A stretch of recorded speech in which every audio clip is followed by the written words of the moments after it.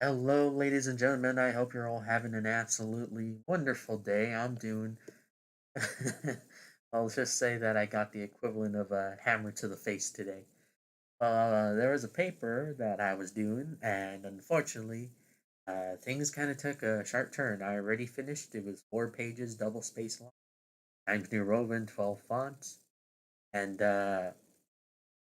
Well, let's. The topic wasn't exactly clearly defined, so a question was asked today, and because I'm a good boy and I want to do good in school, the teacher professor explained the prompt and everything, and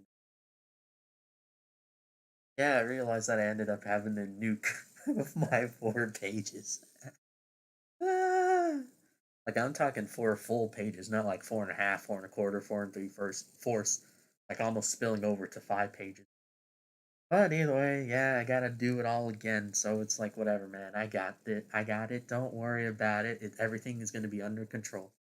Gonna go back to our regular schedule this week. I don't have to flip out on you, or not flip out. That's when you get angry.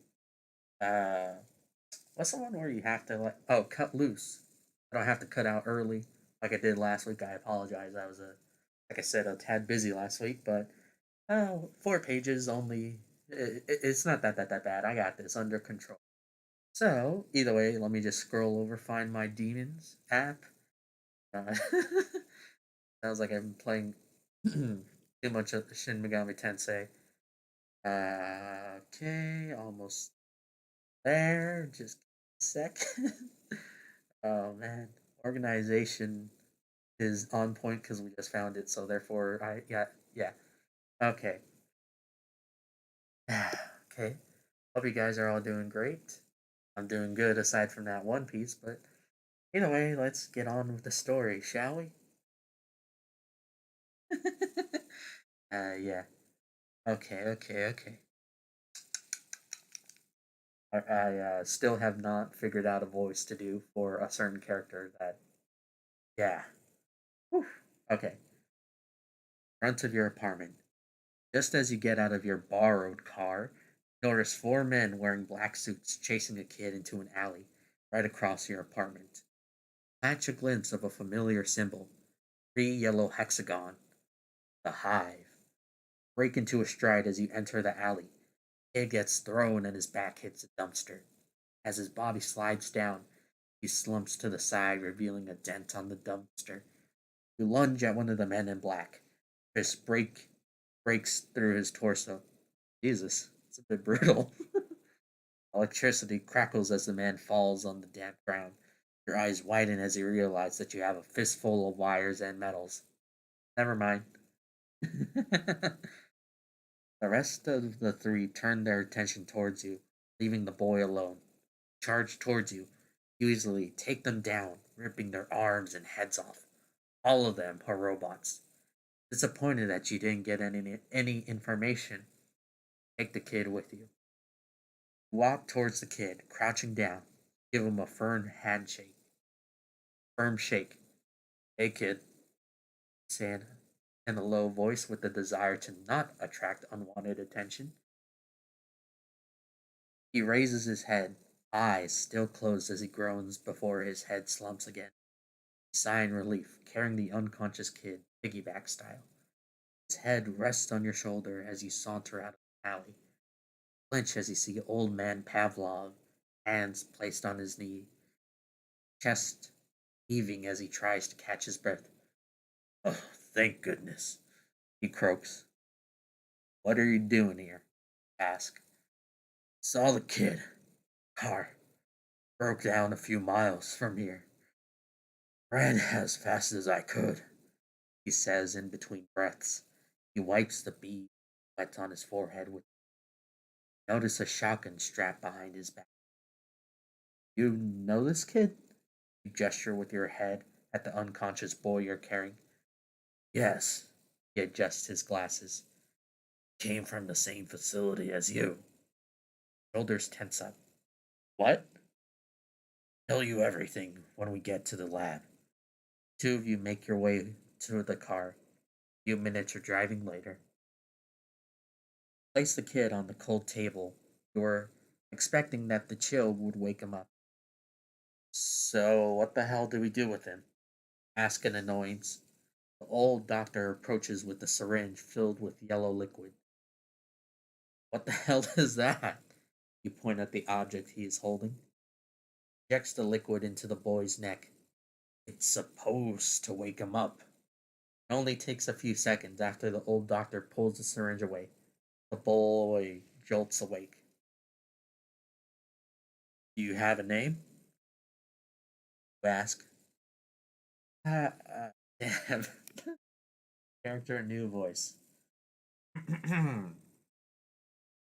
I am Unit 9699. Raise a question, brow before glancing at Pavlov. He just shrugs. My warden, he calls me Glitch. How did you end? Oh, God, wrong person. Sorry. How did you end up in that hell? Pavlov asked with a hard expression on his face. I was, I was created. Took an embryo and modified it. And they said I was a clone that produced a different result. They were expecting for a different mutation. Instead, I gained technopathy. Glances at the mini refrigerator at the corner and opens it with a mere look. What class are you? Ask. Perhaps you could use them in the future. I'm in Class B. I can only control a single object, but my long range makes up for it. Shrugs. What if. What if we connected you to a computer? Can you control multiple simple devices if they're connected to the internet? Pavlov says in a curious tone. Yes, and that's how I found his apartment. He points at you, then snaps his hand back. But it strains my mind and it gives me a headache. Why were you looking for? Rubs his arm up as he almost squirms in discomfort. I wasn't at first, but a few weeks later, I saw you fighting off many mutants. How did you know it was me? Went to see Mr. Morningstar and asked for your location. Told me about your plans. Shrugs. So I went looking for you. You were really cool. He looks at you, eyes filled with pure determination. It dawns upon you. So you're the one behind Killer Farmer Rising. Cross your arms. Nods hesitantly, swallowing dry. Yes. Do you like it? He says in a hopeful tone. Roll your eyes, the uncertainty whether it benefits you or not. Start to weigh the pros and cons of what he. Right. Where's Scarlet? Who? His eyebrows shoot up, raises his hands in a defensive manner. Pavlov places a hand on your shoulder. He doesn't know. Turns his attention to the boy. Tell me, how did you escape the facility? The boy swallows dry, then reluctantly. I messed up their tech to free him. Glances at you briefly. What do you mean? Hold your arms. The old doctor tilts his head towards you and whispers, he's the first technopath. Must have used you as a distraction. Something stirs inside you. The fact that you were used as a diversion irritates you. Tell me, boy, do you know who he is? Asks Pavlov. Boy glances at you before averting his gaze. Wasn't he the demon of old? Or at least that's what I heard. He snorted at the absurdity. It's impossible. You were revered as a hero, slayer of tyrants. People used to chant your name and celebrate when you were triumphant. So, what do we do with him? Asked Dr. Pavlov. Keeping him around has its pros and cons. The hive is hunting him, then he must be important. And perhaps they'd hit two birds with one stone when they find the both of you. However, he's also the first and only technopath. He might be able to help you with technology. He stays with me, Pavlov says, it more of an order than a request. as long as he's useful. You narrow your eyes at him, which causes him to hunch, almost shrinking. Know that he's keeping secrets. But who isn't? Pats glitches back. It's okay, kid. And rest for the day. Tomorrow you can help me with a project. The boy averts his gaze and nods. Right. I'll see you soon. You wave your hand goodbye before sauntering towards the exit. The next day, pull the blind up on your window, allowing sunlight to fill your room.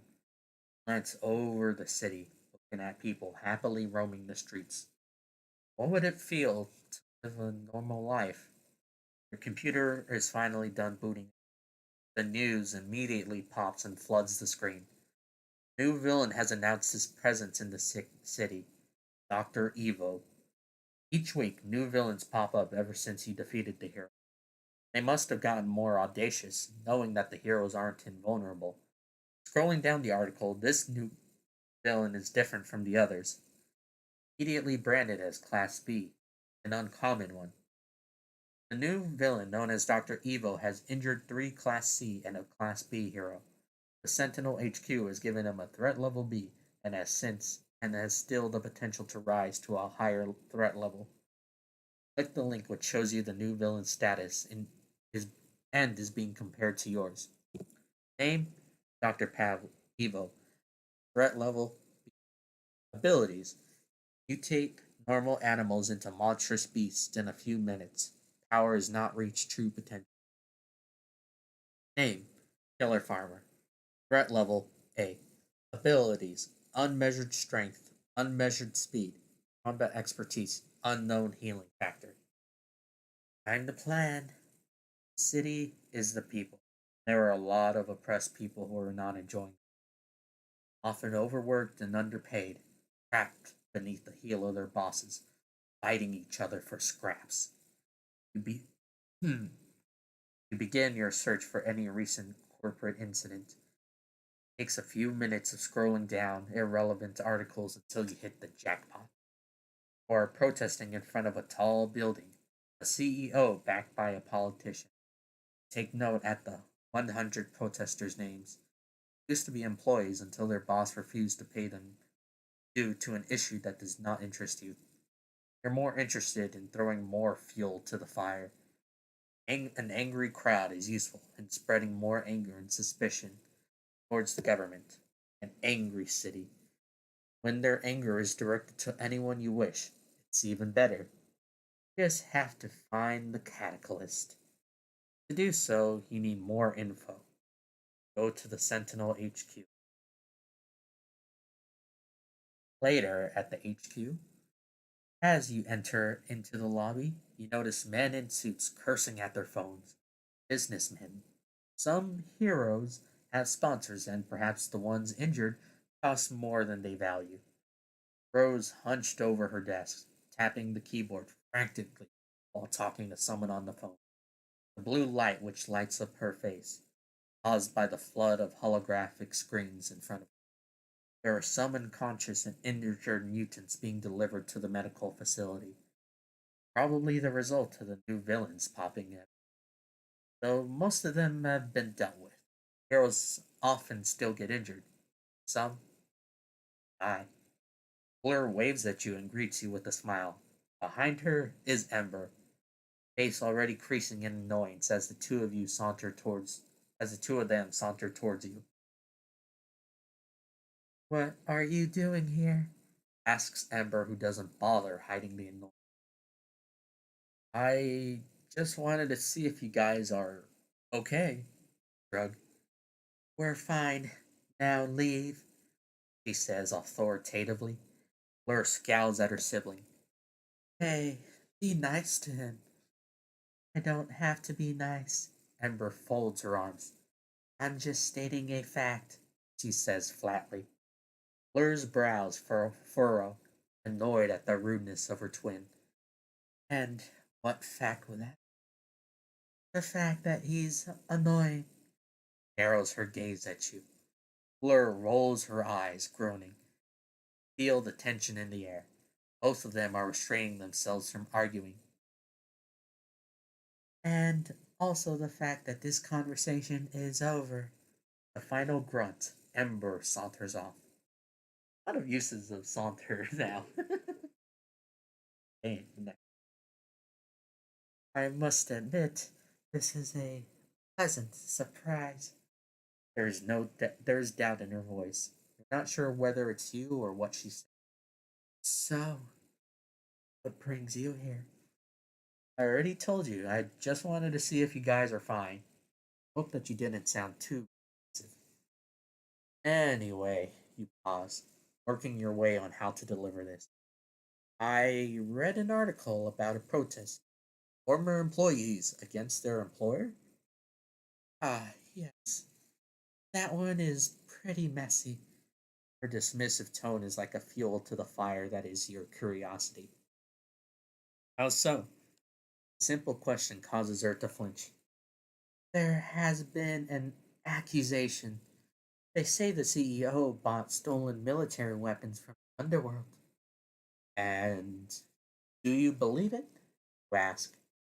Well, no, not yet. It's just odd that a pharmaceutical company is buying weapons, and the politics makes it more suspicious. The doubt in her voice tells you everything. And what are the heroes doing about this? You ask, wondering if there will be unexpected trouble. Flash of guilt crosses her face. We don't involve ourselves in politics and also the business world. Makes sense. Most of them are sponsored by businessmen. Heroes only focus on villains that the media are interested in. To them, glory is greater than justice. Well, I'm sure you're doing your best to keep the public safe from other threats, right? And of course, you're referring to Dr. Evil and your persona, which they have not yet caught. I hope your faith isn't misplaced. Lets out a bitter chuckle. Glance at your phone as though you have received an important text. Proud to further drive your point. What's wrong? He asks. Ah, duty calls. Blair hurriedly finishes her drink as you stand up. I'll walk you out. Uh, how about you race me outside? Joke. That would be unwise. Chuckles. There are a lot of things that you can call unwise. Oh shoot. No. Uh there are a lot of things that you can call unwise. A voice interrupts. Ember. So I was just walking him out, Bird tries to explain. So I heard Ember scoffs. The two of them exchange glares, feel the tension in the air. Even the bartender squirms in company. I'll see you later. Nod at Blur. Though you doubt she heard you. Two of them are still fighting an unspoken battle as you walk past Ember. As you leave the bar, finally have an idea of what to do. Whatever.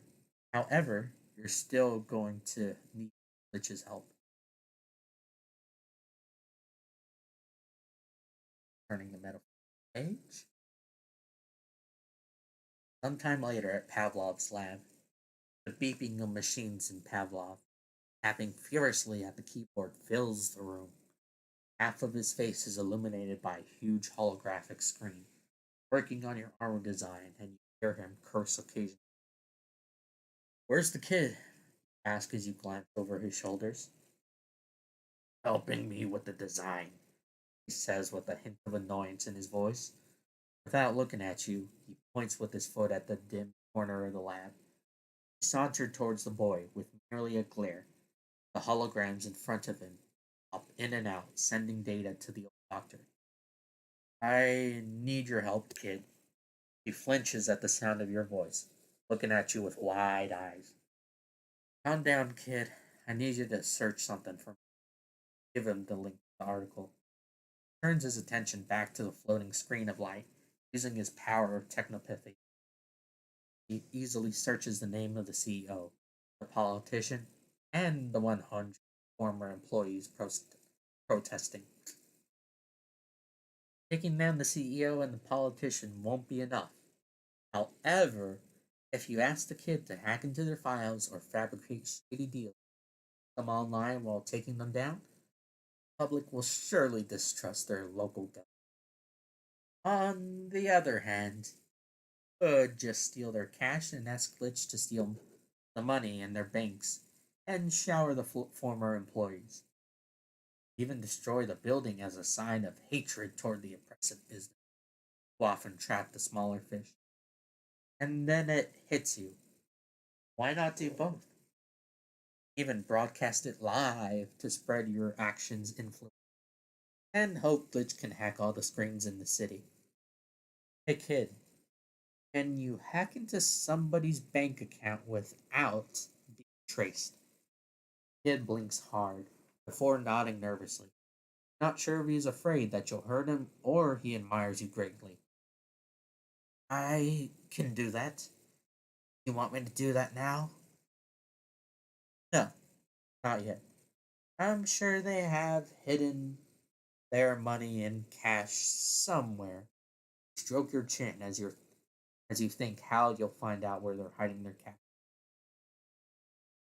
I, I can check the security cameras all over the city if you like, offers nervously.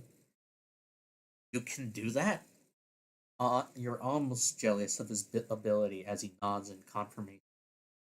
I need you to find their house or anywhere they're hiding their cash.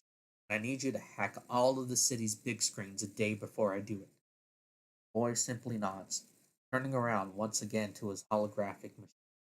Screens begin to pop in and out wildly as you assume his silence, meaning he's focusing really hard to locate them. After all, citywide. 2 weeks from now, you'll enact your plan. 2 weeks from now, you'll have the city on its knees. 2 weeks from now, the world will open its eyes and see what lives in shadow. Today, the city. Tomorrow, the world. Falling, falling again. And oddly, there's no wind. Moment of vertigo, and you find yourself staring at a setting sun. Find yourself staring at a setting sun as a soft breeze makes the meadow sway, gently brushing against you. Smell the scent of blood. You glance at the recent battle that occurred. Scattered bodies will fertilize the grassy plain, torn in tatters, till slightly as they're still being held up by dead warriors. Cherry blossoms, petals move past you. The souls of the dead samurai you dead make silence. Pink petals will whisper you. Crows and the flies are the witnesses of legend. The wandering demon. Someone lands behind you. Glance over your shoulder. A cynical laugh. You face a newcomer in front of you. White majestic wings spread out. The sun barely peeking behind it. Of light form a halo. Find it odd to see a worried frown instead of fear. The land now green and red. Sky now orange dotted with pink. Only one creature stands in front of you. Afraid. Have you come to die, little? Say in a mocking tone, but your bloodthirsty smile doesn't unnerve it.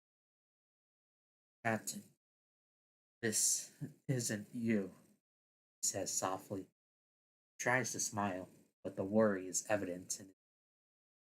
Slacken your posture, placing your sword on your shoulder.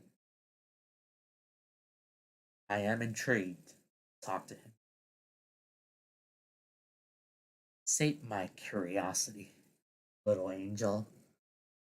Do you want? Captain, what happened to you? Eyes, they're different. The flick of your wrist, you glance at your reflection on the blade. Your eyes gleam crimson. Shudder. Knees hit the grassy plain as you place a hand on your face. Inner conflict. Storm it stirs inside you. Sense him approaching. Hear the sigh of relief. Glance up, and your gaze locks with the mate raised above your head. Captain, let's go home now, he says worriedly before bringing down his weapon. Out cold. Wake up, find yourselves bound in chains, metal poles protruding from your back. Same angel looking at you with dread in his eyes. His cold air springs from his hands, trapping you, block of ice. Too weak to move, you hear his muffled voice. Sorry, Captain, he says before he spreads his wings, flies into the darkness. Oh! A water break.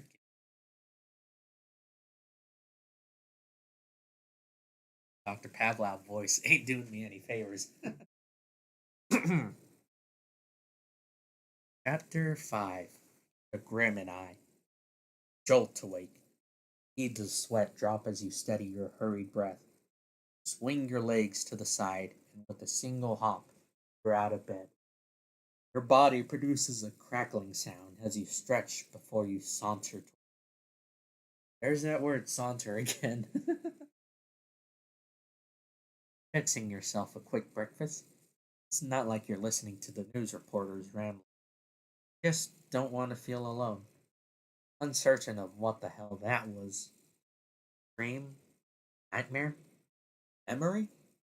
Settle down at the table, watching the news from the kitchen TV, not minding the chatters of the news people. You only need it for the ambiance or to eliminate the feeling of loneliness. As you place your cup on the table after taking a sip, glance at it again. Notice a small ripple. Then it gets bigger and bigger. Contents of your cup spilled. Grab the cup before it rolls over the table. Earthquake. The bowl on your table starts to rattle. Grab it as well before it vibrates off the table. Sigh of relief escapes. Earthquake finally stops. Get a text message from Pavlov. He sends you a link. City map, red dot on the lower district. It'll be at least an hour drive from. Finish your breakfast, putting the thoughts of the earthquake and the nightmare to the farthest back of your mind. Sometime. Inside an abandoned building. Off as a cloud of dust falls from the old ceiling. Uh, the plank nailed on the window restrained the sunlight that's spilling inside the room. Pavlov leans against a bunch of items carefully placed. So, whoops. So, aside from luring me in this old crumbling building that has a lot of cobwebs and a murdery vibe, what now? Say in jest. Tosses you a necklace, error bracelets, and anklets. Catch them with ease. Old creaky floorboards threaten to give up as you approach the old doctor. What are these? Wear them, says with a nod. Do so adjusting the anklet, bracelets, necklace problem.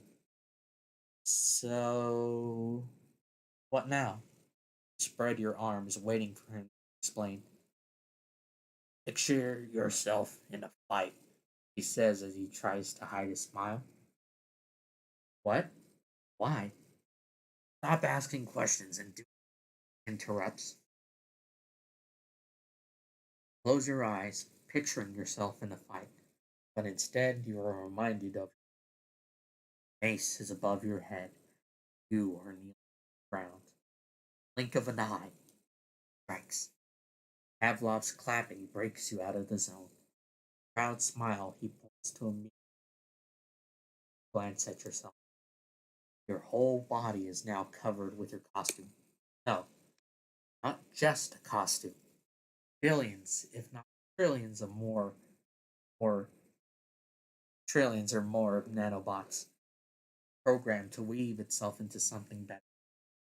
Looks like you outdid your Looks like you out yourself, Doctor. You say as your smile gets covered with your mask. Drugs. Still a prototype. Haven't tested it yet. This Pavlov thing is really shooting my voice out. The mask doesn't hinder your peripheral vision. Stretch your body. Floor creaks as you do a backflip. The suit feels like normal fabric. You're excited to try the assault mode. How about you try? Old man gets interrupted by his phone, clicks his tongue. I think I think you need to get back to your apartment, he says worryingly. What? Why? And I suggest you don't do it in the car. Pretty common for a traffic jam to occur when a monster attack appears. What? Ask one last time before he shows you a live feed. Large beasts scatter all over the upper and middle districts, three of which are near your apartment. I have to go. Don't go through the shouts, but he's too late. He already broke through the old window. Asshole! You hear him shout as you fall. Building. Maybe as old as him. So it wasn't an earthquake. Meanwhile, Ember flies above the monstrous beast. Flames spring from her hands as she distracts the 150-foot creature, which vaguely resembles that of a gorilla. The only difference is the four large tentacles protruding on its back. Tentacles swing wildly at Ember as her twin search for civilians trapped in the area. Ember dodges and shoots fireballs at the monster's tentacles. Beast picks up a truck and throws it at her. Simply dodges it, but the trajectory of the truck is aimed at a civilian trying to run on the street.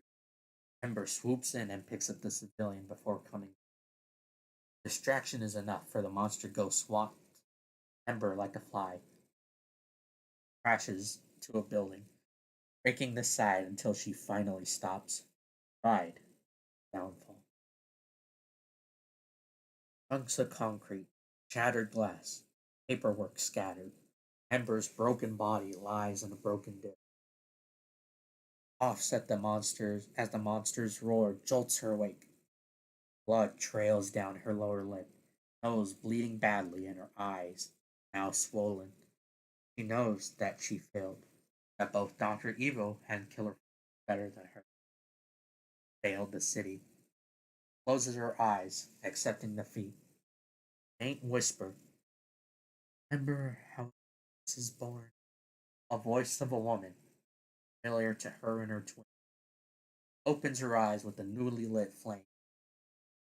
Willed, hungry, ah, hungry and willing to devour her enemy. The wooden desk falls apart as she levitates. Might not fly as fast as she used to, but she still has one trick left. Using her flame, she rises. Wicked grin. She zooms out of the building with a trail ablaze. Jet. Like hell, I'm going to let you destroy my city. Shouts a smile of exhilaration, propelling herself towards the monstrous beast with nothing but her jet-like flame. The beast turns around, tentacles swinging wildly at her, but Ember weaves and maneuvers with precision, dodging the storm of tentacles. Gust of flame, she increases her speed until she propels and slams her broken body towards the monster. The sound of her body hitting the monster could easily be mistaken. The monster roars as it falls on its back. Buildings nearby topple over it, shallowly burying it in buildings. Yep. Your back is pressed against the wall of an alley. Occasionally, going through the rooftops would be a bad idea if it were those oversized bat ape creatures. Be at your apartment in no time. Still, it's better than fighting your way through. Colony of bat creatures pass by, hunch over, sneakily crossing the street. Everything was fine until someone crashed on the roof of a cab. With a groan, she rolls over, battered and bruised. She limps. She limply raises her rapier at the three fat creatures. You recognize the person. Her name is on the tip of your tongue. Tempest? She glances at you. The shattered glass on the ground crunches as she collapses. Wouldn't be a problem to you. But now the bat creatures hovering over just called their friends. Looks like you're in for a fight. The crack of your fist, you walk nonchalantly near, sparing her a glance to check if she's still alive. And she is. First bat creature swoops in. She's swatted away like a fly. Bounty hunter groans as she regains her bearings. I don't need your help, villain, she says in between groans. Looks like you need it, you snicker. She rises in utter defiance. Not sure what she's trying to prove, but she did prove that she's an idiot. With a girt arm, she points the rapier at the bat creatures that are now fleeing due to your attacks. Saunter close, then kick her sword away. She gives you an annoyed look. You rely too much on your sword. All weapons can be taken. Not be a tree that hinds bladed grass. You say as you walk past her before you pick up more. As you hop on top of cars and eventually reaching a rooftop, you feel her lingering gaze at you. Shake your head to focus. Meanwhile, again, the hulk of the beast is still alive, nearly stunned by Ember's attack. Pushes and tosses the concrete and ruined building on its chest in an attempt to get up. Burst of flame pushes it further down. It roars in agony. Something shoots into the sky. Ember. The monster panics as it desperately puts out the fire all over its body. She raises her good arm. Uh, she raises her good arm, pointing her index finger up as though the sun sits perfectly on it. Fire springs out of her body and gathers towards her index finger, forming into a dense ball of fire.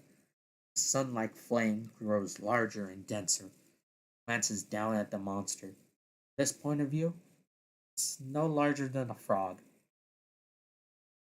The dense ball of fire stops growing. She raises her chin. Praise, praise the fucking sun. She hisses before launching the ball at the beast below her. The sea of clouds turn into an orange hue, sunlight projectile causing them to part. Streetlights and other metal objects begin to melt in the vicinity of the attack. The beast tries to resist by catching it with its hands and tentacles, desperately pushing back. The sunlight attack steadily devours the giant creature. The threat has been obliterated. Cover your eyes due to the intense light coming from the distance, and you will yourself to not get blown away by the shockwave. As the light gradually disappears, continue to parkour through the catch something in the sky. Wish your suit came with an instructional manual, as you could use the zoom in feature to identify the falling object. Catch it. You want to catch the object. Bend your knees, hoping that this suit will withstand the force that you're about to give. In the past, if you didn't hold back, all of your clothes would have been torn into pieces.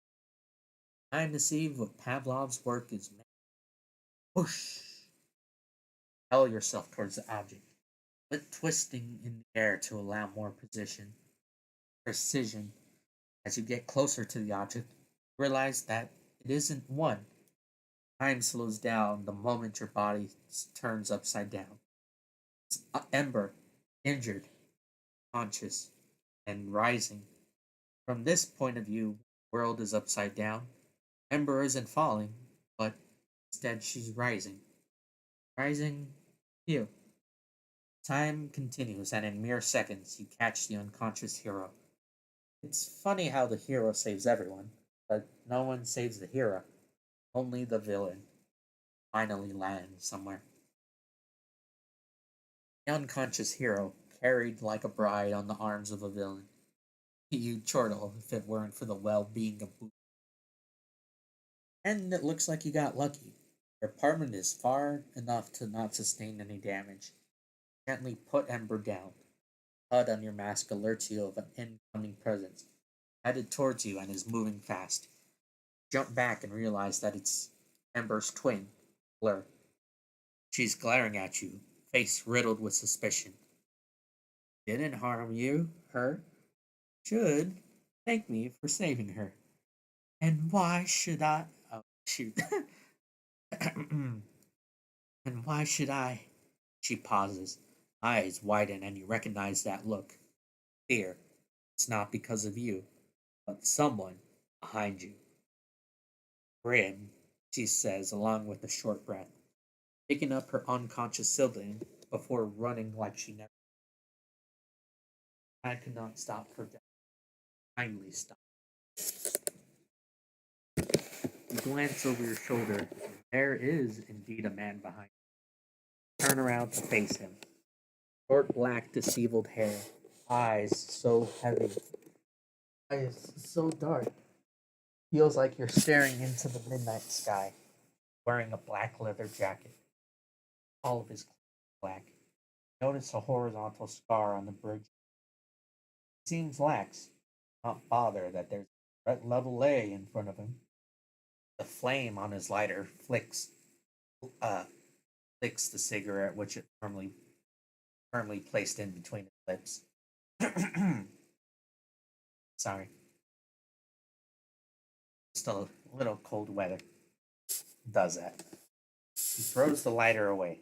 Smoke now obscures his face, but you can feel his dark eyes drifting into yours. Are you Killer Farmer? Asked cockily. He ran over there. Point at a Points at a random direction.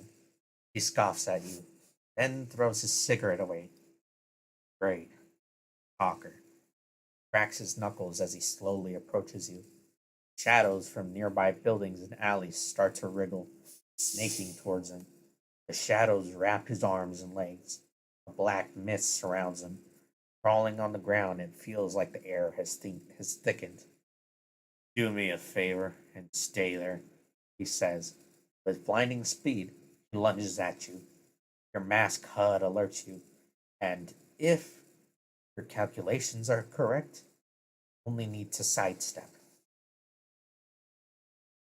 Sidestep, gritting your teeth, hoping that your suit can withstand the force. Would have usually torn normal clothes, shreds if you didn't hold back. Looks like the old doctor delivered. His dark fists hit the ground where you stood. Time slows down. You spot his dark eyes watching you, yours behind the cloud of dust, concrete as his attack smashes the ground. Boredom.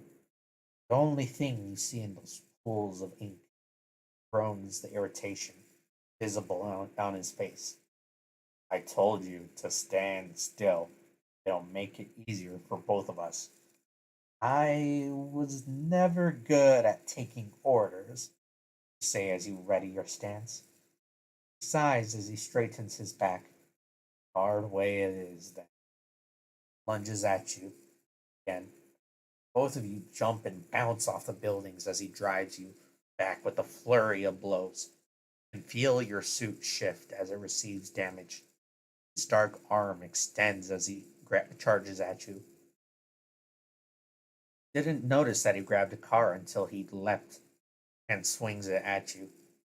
The car crumbles like an autumn leaf. However, you were fast enough to dodge it due to your costume not hindering you. You have to end this fast, quite efficiently. Draws his arm, coated in darkness, ready for another punch. But you have another thing in mind. Confident of Pavlov's work and your speed, you send an uppercut, and it annoys you to see the same look on his face.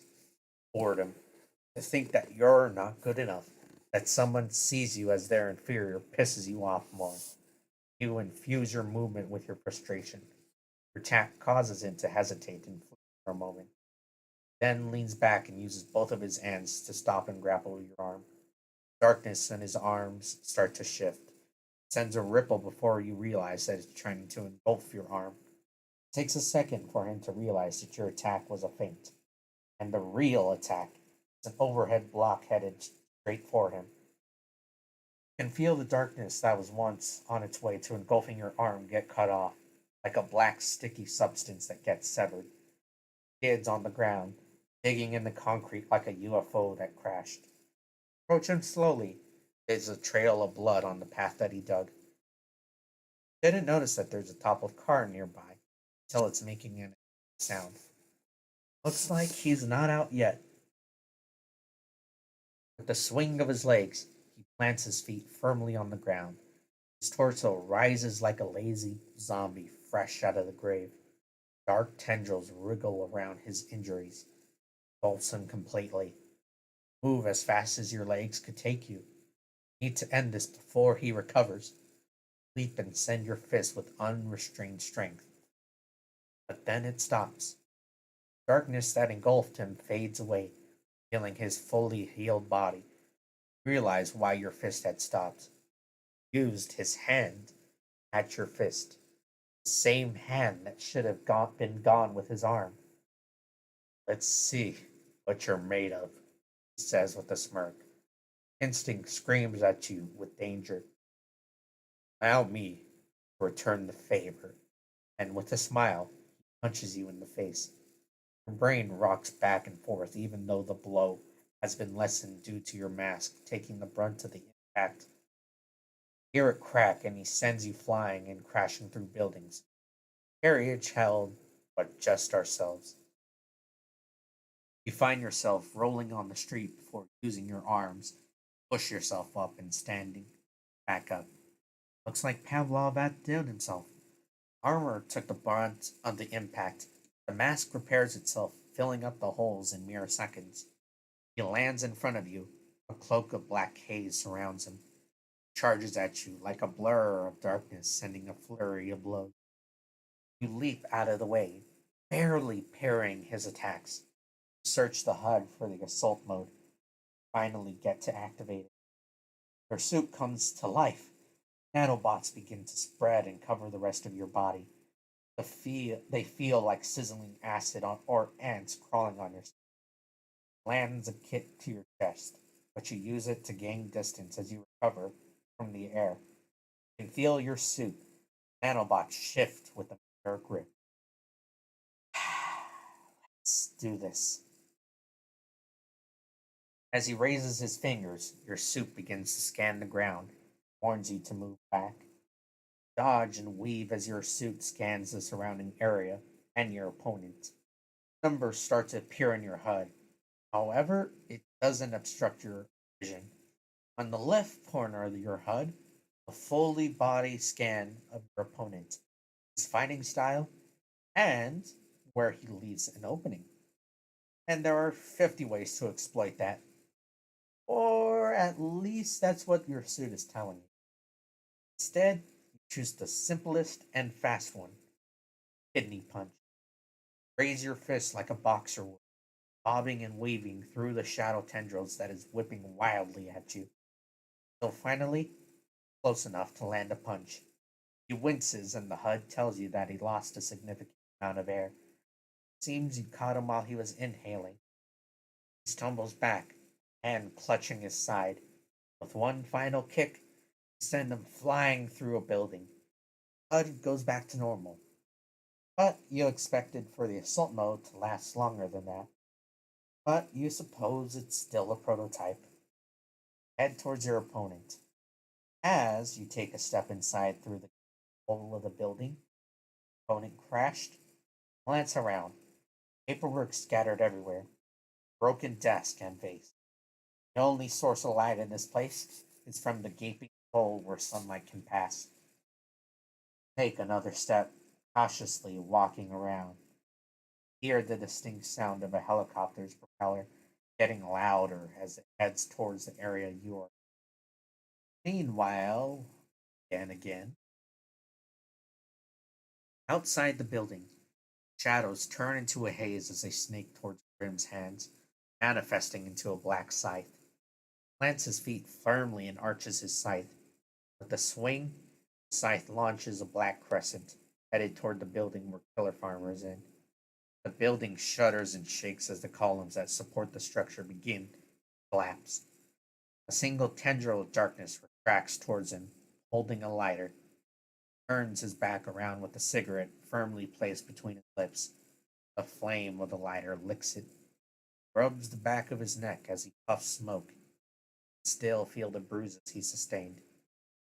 Man, man, no joke. And the moment he sees his bike, he stops. His bike has been destroyed, probably from the fight.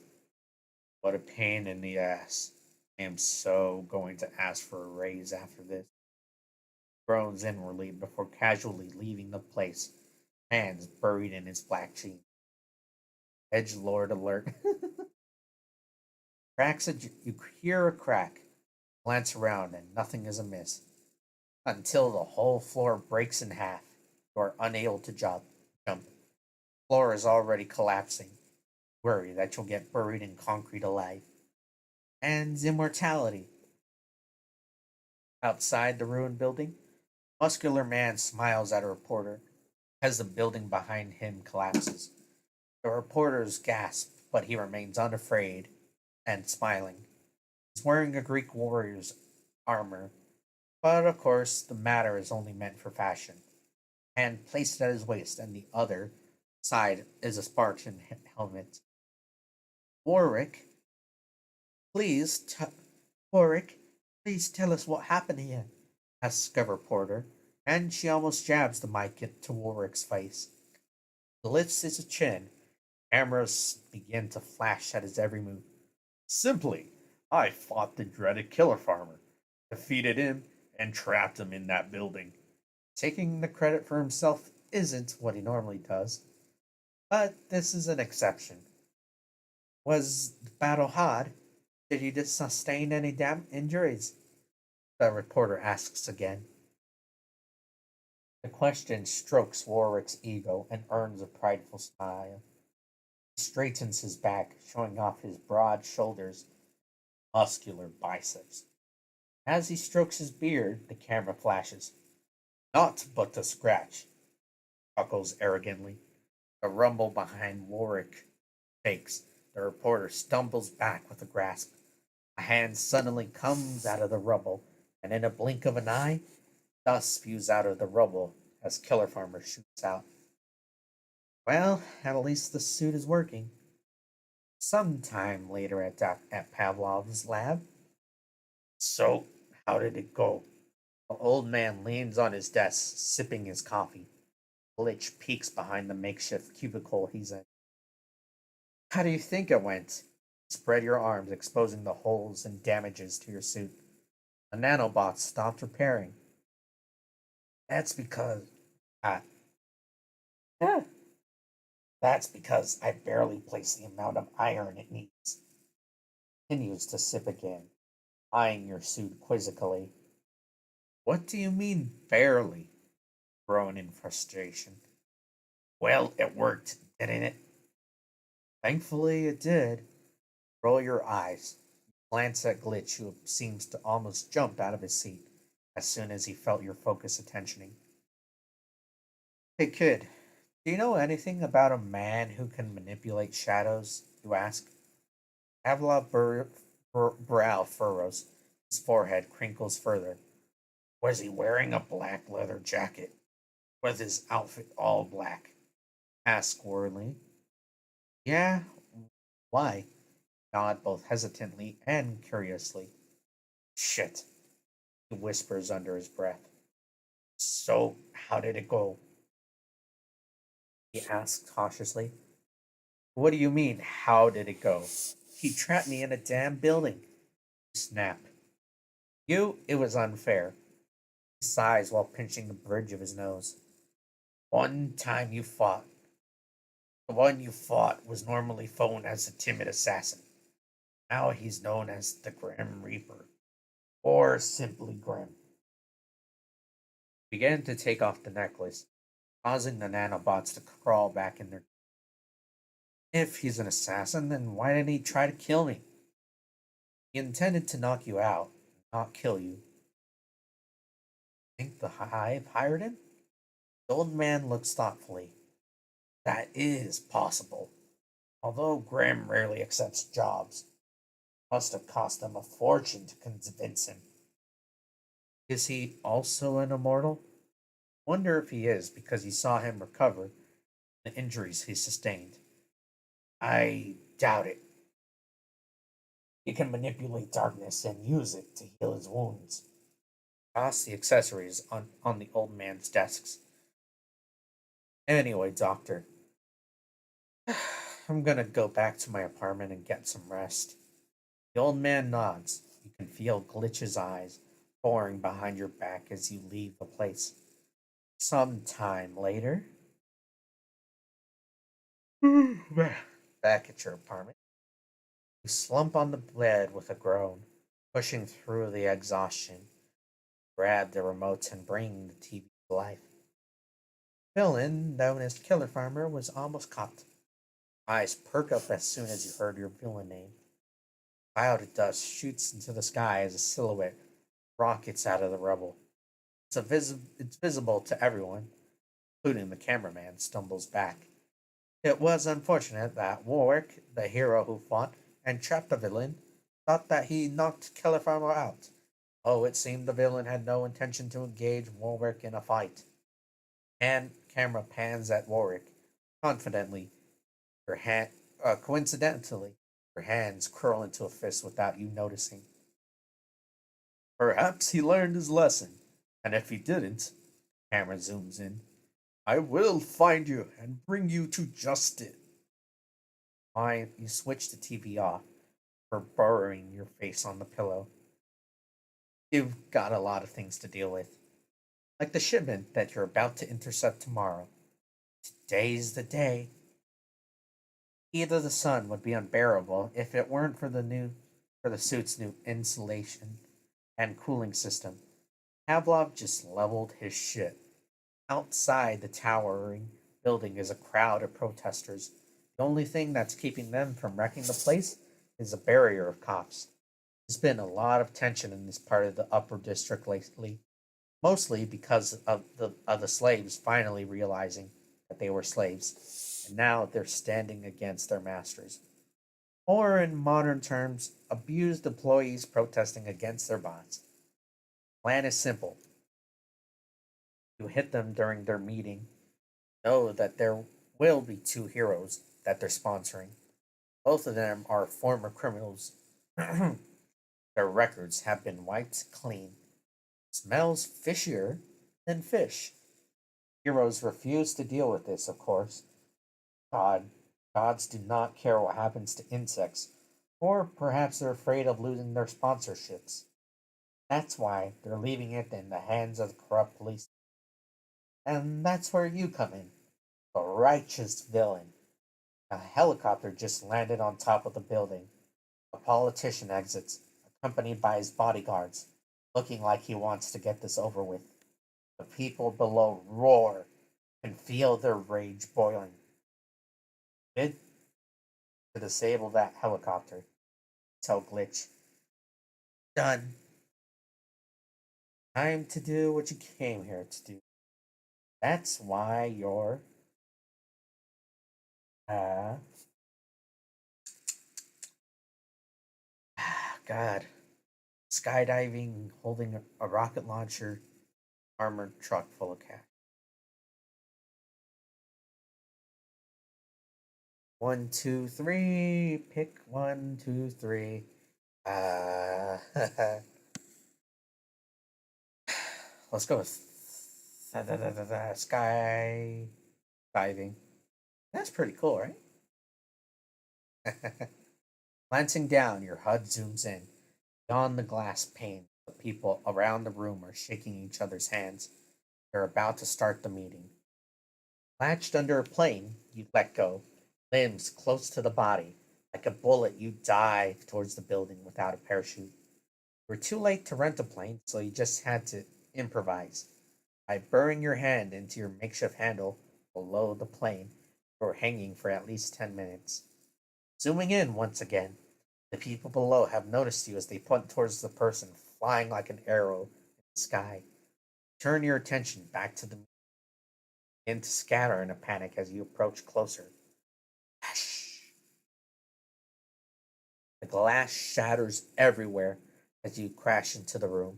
Splinters fly everywhere as you obliterate the large oval desk made out of hardwood. You can definitely tell it's hard. Go limp. Everything hurts. Bones have cracked and gone where they shouldn't. But you gotta admit that it was a cool entrance. Died. Meanwhile, people around the room stretch their necks as they peer at your broken body. Two heroes exit the elevator hurriedly and slam the door open. What happened? This person just. Hang on. I recognize him. Heroes narrow their eyes. It widens as they recognize who you are. Shit. This is bad. This is really bad, he says in a panic. The other one already ran away, pressing the elevator button with shaky hands. Don't leave me in here with him, you asshole, the other hero says as he bangs his hands on the closed elevator door. Presses his back against the silvery steel, swallowing dryly as his gaze locks on your broken body. And now you're alive.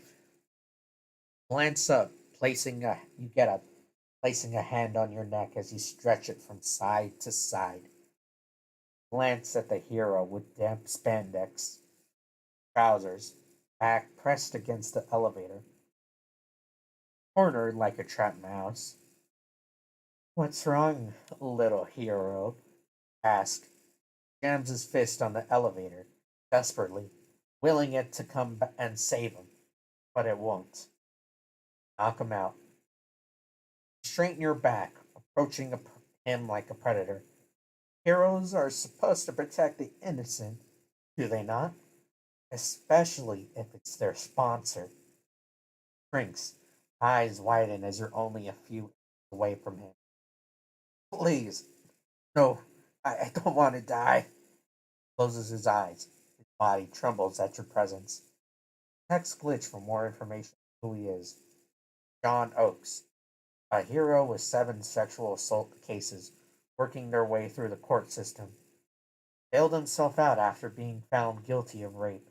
Perhaps it was because of his connection to the politician cowering behind the desk. Leak it, hell glitch. Grab his arm. He screams in agony as he twisted abnormally. Abnormally. The scream soon ends as you toss him through the window across the room, hits the wall before sliding down, unmoving heap of flesh. Turn your attention back to the task at hand. Grab both the politician and the CEO by the collar. Shattering glass crunches as you drag them towards the crash site. Bring in the camera, you order glitch. A robotic hummingbird hovers in front of you, broadcasting your actions all over the city. I assume this would be the time to tell you the reason behind my actions. A speech. The people below you turn their head attention towards you. Have been noticed.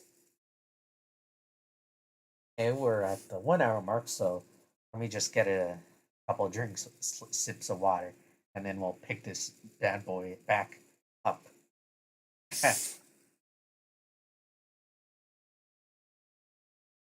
Mission. So, I was doing okay. And the sun's actually coming out, and it's supposed to be getting hotter by the weekend. So we're getting back into that normal spring summer weather.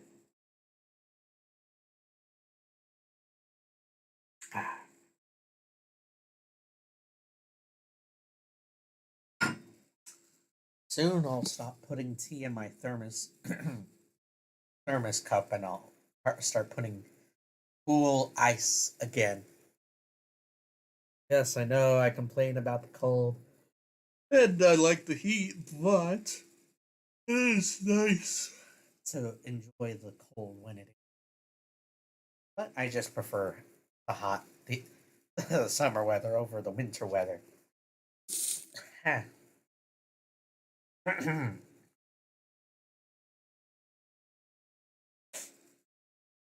All right,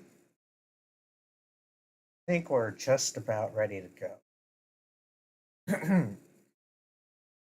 We'll let it reach the. Give ourselves 30 seconds silence.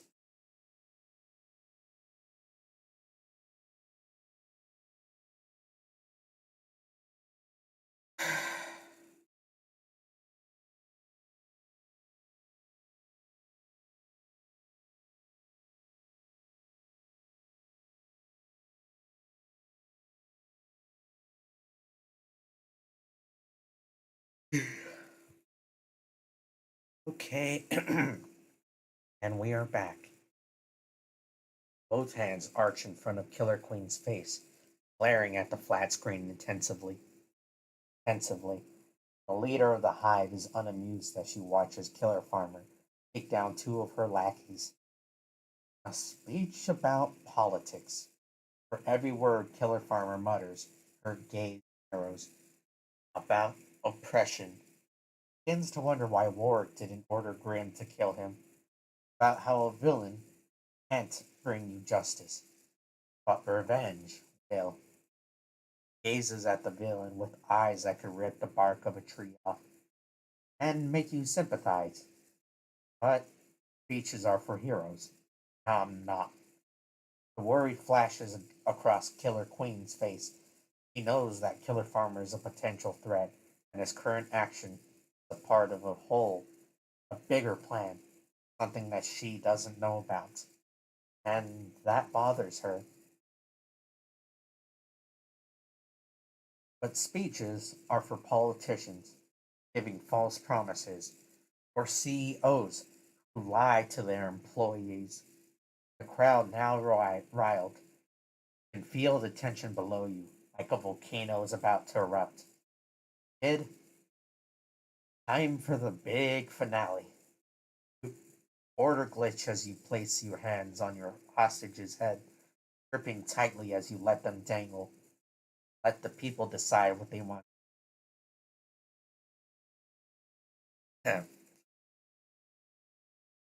Please, have mercy. You ignore the CEO's plea as you tell Glitch to leak the information. You have one of your employees killed because she found out about both of your corruption. You say, I'm sorry. I can pay you. Name your price. Offers a shaky smile.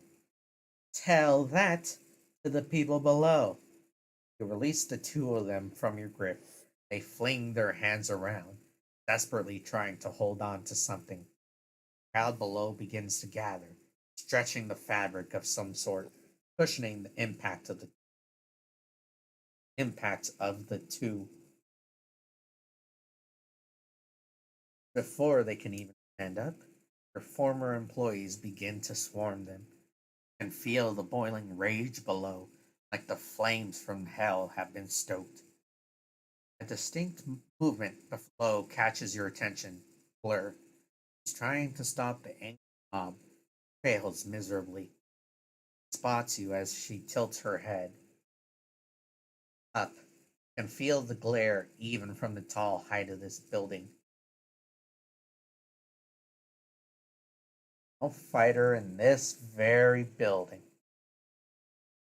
Glance at Blur, waving a hand as a symbol of come at me, bruv.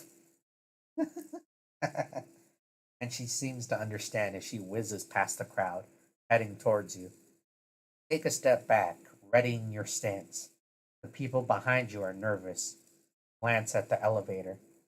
Looks like they cut off the power. Good reason for them to be nervous. But it's starting to smell like piss in here. With a whoosh, Blur finally arrives, arrogantly crossing her arms as she glares at you. Surrender, he says sternly.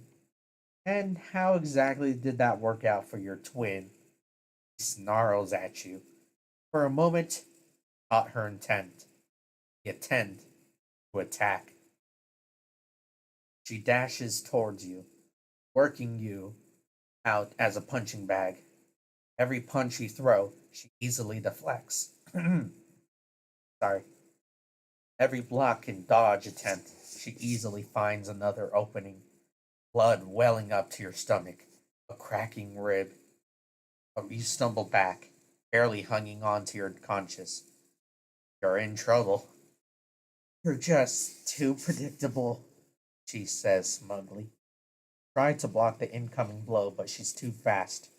You get thrown off your feet and end up crashing into a wall. You're tasting your blood now and a few loose teeth. Get up limply. The warm, soothing sensation is the injured sign that your injuries are beginning to heal. Someone in the crowd throws their sign at Blair. It hits her back, causing the hero to turn around and scowl. An idea strikes you. Bolt towards a parked car, grabbing its doors and ripping it out. What makes you think you can hit me with that? Blair folds her arms with a smug look on her face. I know I can, you say as you carry the door like a shield. Blair dashes towards you, leaving a trail of dust and a crowd stumbling back. Arch your back before driving the car door down to the ground. Its glass shatters everywhere, enough to make her flinch. Smirk beneath your mask as she rams herself at your makeshift shield. Your heels dig the concrete as you brace yourself for impact. Turn her own momentum against her, tossing her upwards. Glances in the air like a flat flailing dummy before plumbing to the ground. The crowd cheers over your victory, but you're more intrigued in how fast can Blur accelerate. Airplane passes by.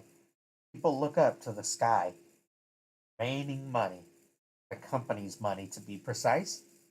Using the distraction, the crowd no longer pays attention to you.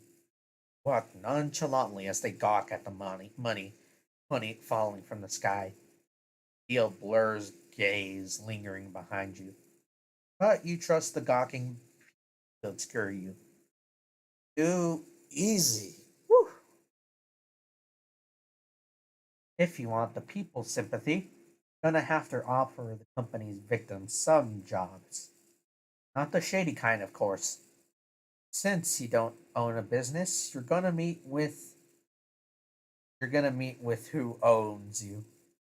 Ah, shoot. No, no, no, no. Let me redo. Since you don't have a business of your own, you're going to meet who. Oh, Jesus, the grammatical errors. No. Okay, starting over. Since you don't own a business, you're going to meet someone who does. He who lives in a 17th century mansion. Whether it is an old mansion or just a style, either way, don't care. You halt in front of a large gate as you finally arrive to the mansion. Butler rushes towards you, gives you a deep bow before guiding you towards his master. There are several men in suits that are patrolling the mansion. The scent of fresh cut grass fills the air. Glancing around, you spot workers perfecting their topiaries and Topiaries. Top topiaries, I guess. Whew. The master is waiting for you. The butler stands aside. There's a fountain in the middle of the garden. There are small rainbows as the water springs out of it. At the farther side of the fountain is a statue of a person who looks exactly like the one sitting at the small table in front of it.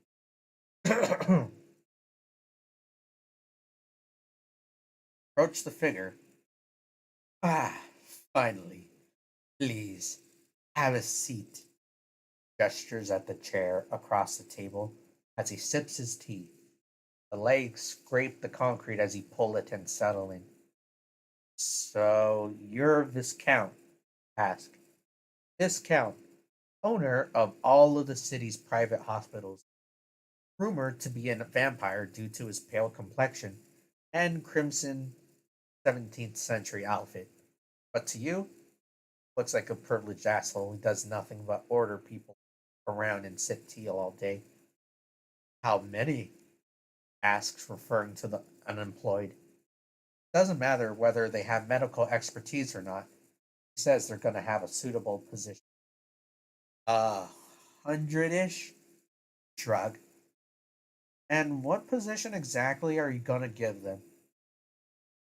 He sips his tea as he gives you a bemused look. The empathetic villain, are we? Chuckles. Logistics. Logistics. Really? Yes, I'll give them 50% more pay and better benefits.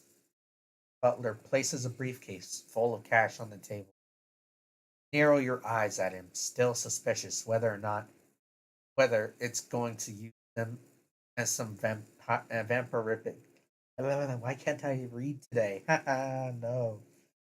Narrow your eyes at him, still suspicious whether if he's going to use them as some vampiric sustenance or not.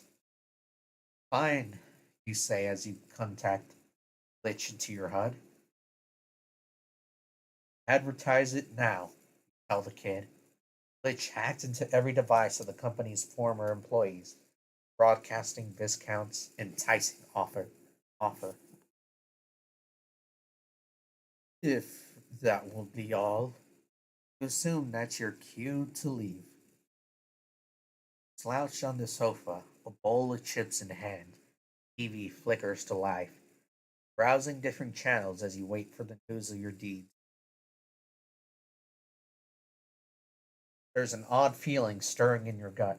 Not an hour ago, you were there, watching yourself hold two quivering men.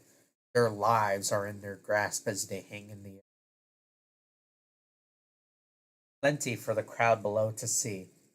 Get the feeling that the whole city is more interested in the villain on top of the building than the hero below the street. Makes sense. What good is a hero without a villain? The catalyst to their adventure. But you suppose everyone's a hero in their own story, or the villain in theirs. But what does that make you? An alternate hero? Twisted version of the common heroes? The one that people look up to? Is your fate written in the stars, or written by an author's loving hand? Perhaps their twisted mind, killing off characters here and there as though it didn't matter to them. They're relevant to the story, but whose story is it? Is it yours? Is that why you're immortal? Your phone buzzes, ripping out ripping you from your thoughts. Check the message. A message from Dr. Pavlov. Urgent, come to the lab now. Sighs, you gently place the phone down beside you.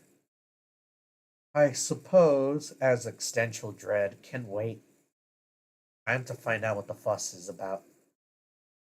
Glitch passes you as you saunter to the lab, with brows knitted.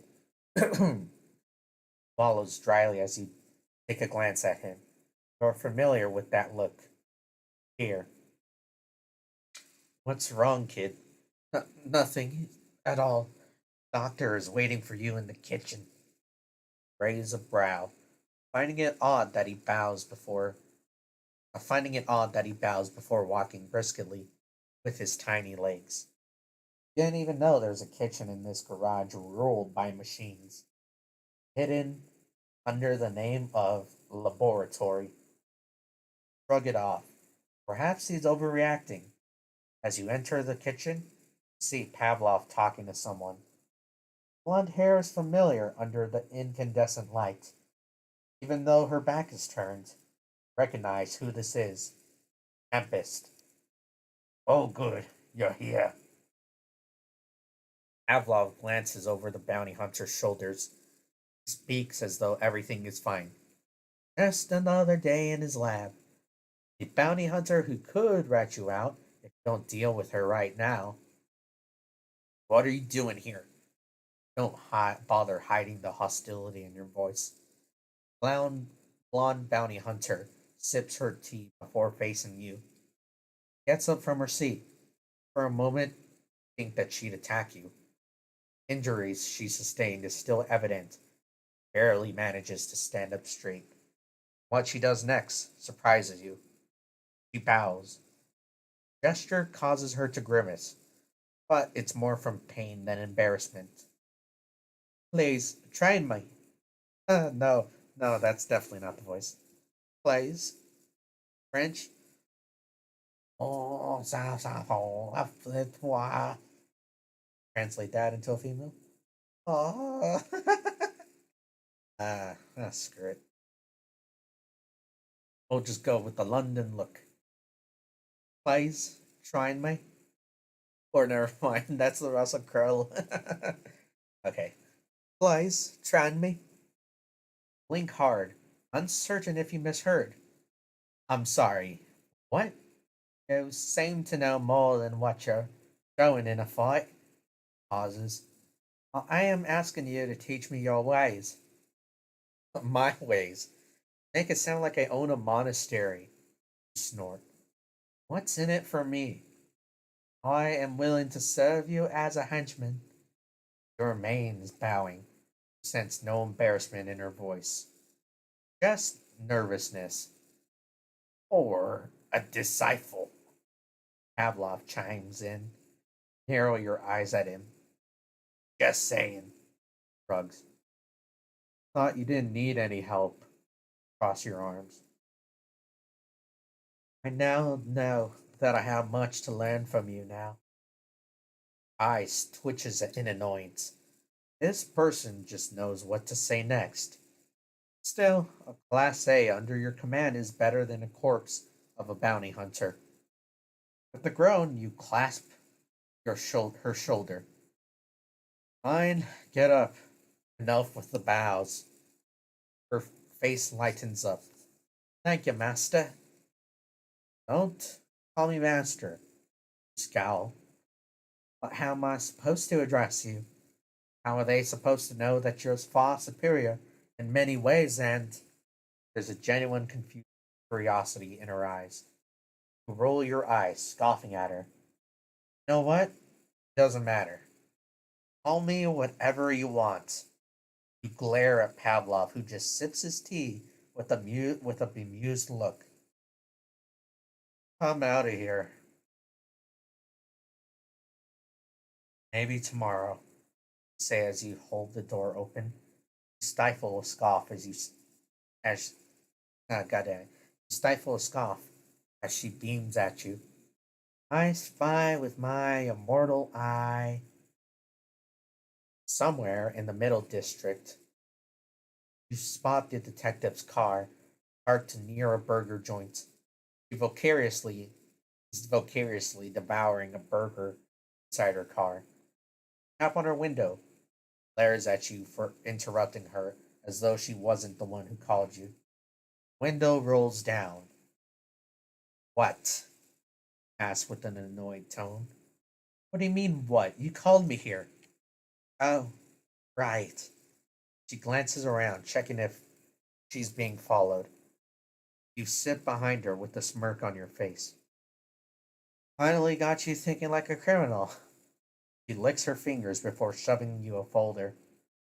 What the hell is this?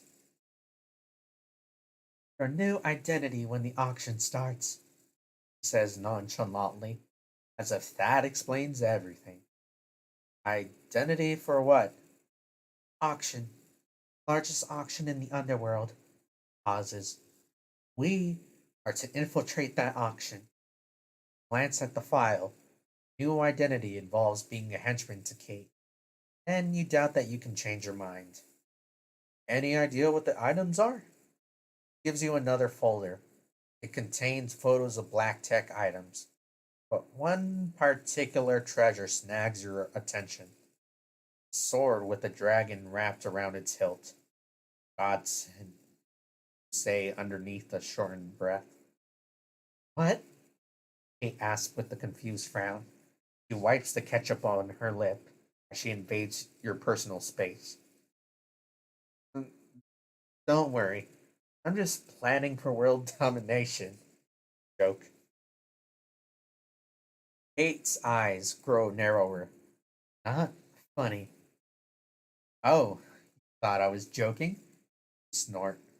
I usually execute my plan for world domination during the weekends. Chuckle. He leans back as you get out of the car. So, what is this event, by the way? Ask. A week and a half, he says thoughtfully, lean on the window. You don't have things to do, right? Like I have a choice. Snicker. Well, you do have a choice. Don't show up, and I'll arrest you, he says with a smirk. Whatever, you pause. I'll see you around. Engine comes to life as you take a step back, allowing Kate to drive. Your thoughts race to the one particular item. Godsend. This should be interesting, say with a sigh. As Kit leaves, Detective Kate stops at the traffic light as the traffic light goes red. Takes the opportunity to eye on Kits as he walks across the street. There are more mysteries to this person than the universe itself. Kits is either insane, brave, or stupid. Kits understands the incident with Kits' roommate, but what she doesn't understand is why Kits is willing to work with her in investigating the hive. Anyone with the desire to live or have their fight or flight instinct intact would be wise enough to steer clear from them. Jumping into the mouth of an active volcano or fighting 10 bears while tied to a tree is a far safer choice than sticking your nose in the hive's business. Kate lets out a nervous laugh as she realizes that she didn't tell kids that the police or any other authority knows about what they're about to do. It, I must be out of my mind, she says with a nervous grin. How would two normal humans fare against an army of mutants? Light traffic light turns green. Like Detective Holt's fate, the car moves forward.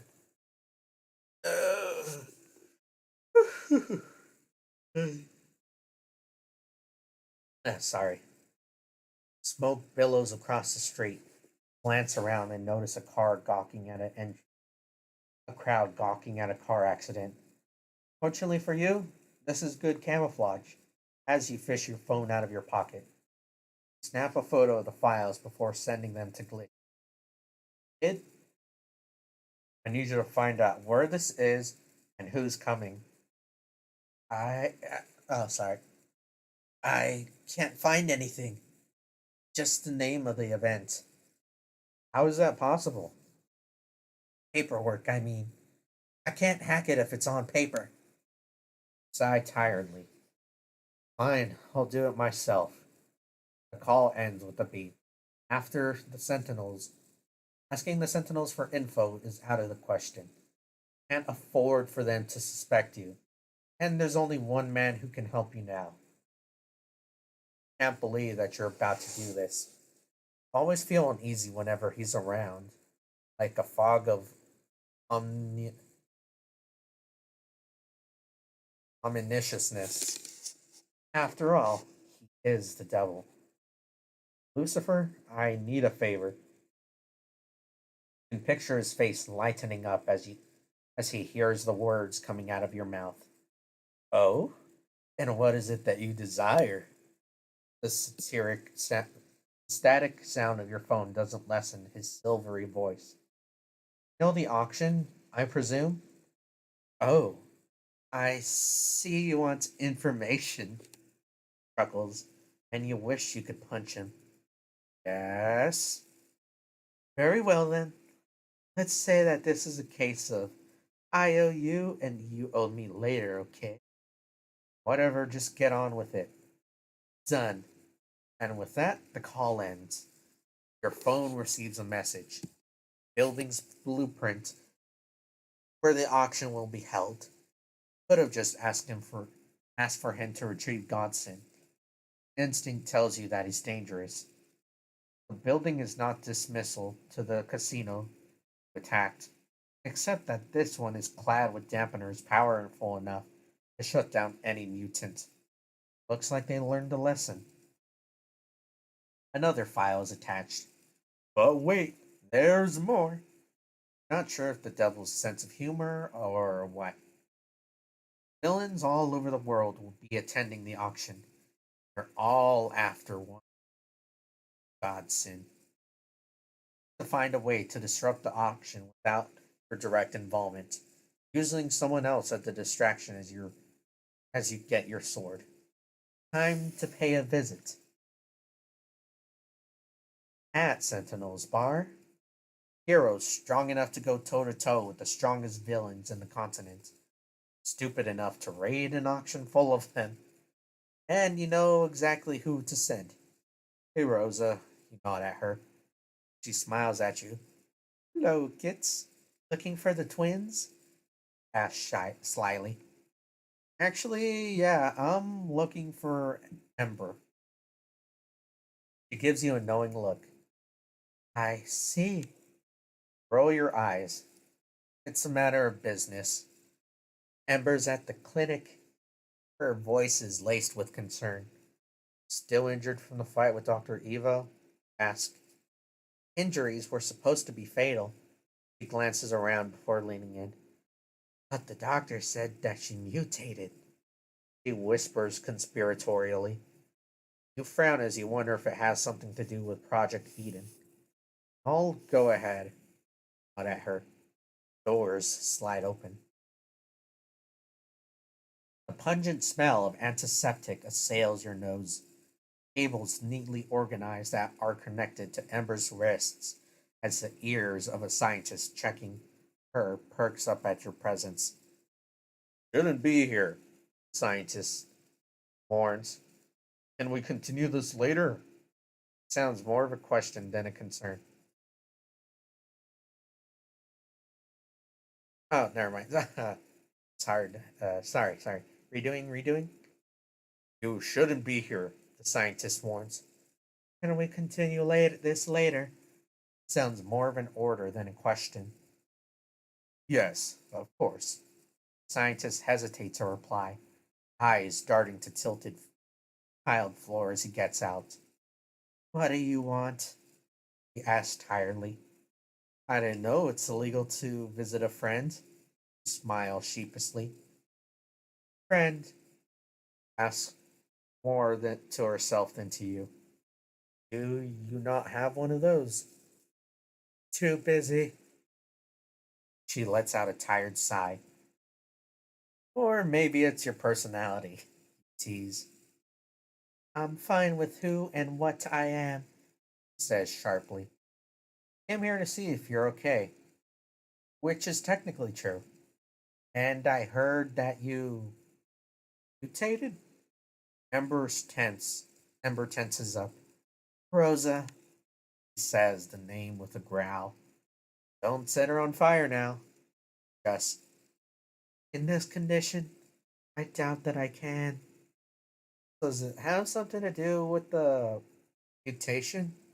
Asked cautiously. No, I think it's just the fever that I'm having right now. The words spill out of her mouth too fast, almost in a defensive way. Get well soon, say sincerely. Doubt it. They told me I'll be out of service for at least a month.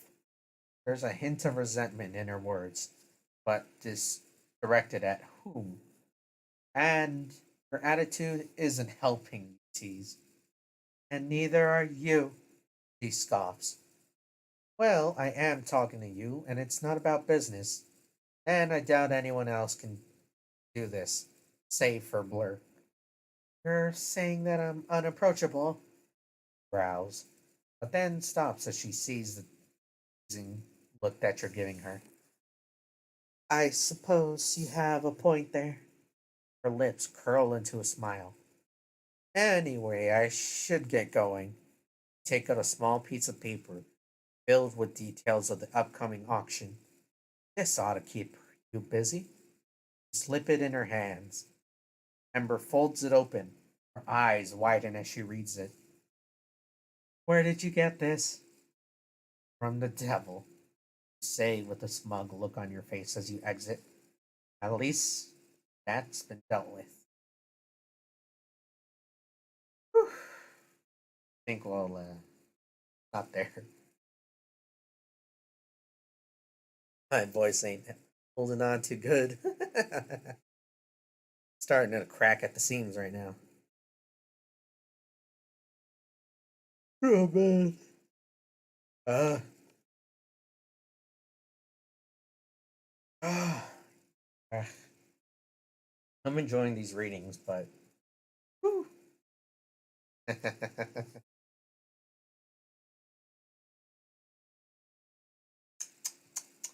Don't drink beer.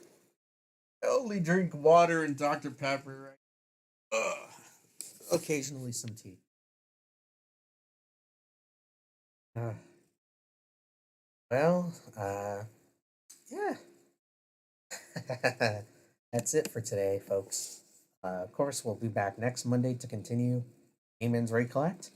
I'll be back tomorrow, maybe 8 p.m. to 9:30 to 10 p.m. Pacific Standard Time. And from there, yeah. So, either way, I want to thank you for coming and joining me today. I want to say thank you for attending. It's always nice to have people listening because otherwise I just end up becoming a madman talking to myself. So I hope you all have a great and magnificent day. Stay frosty, and I'll see you on the other side. More friends equals more fun is a great sentiment. It is.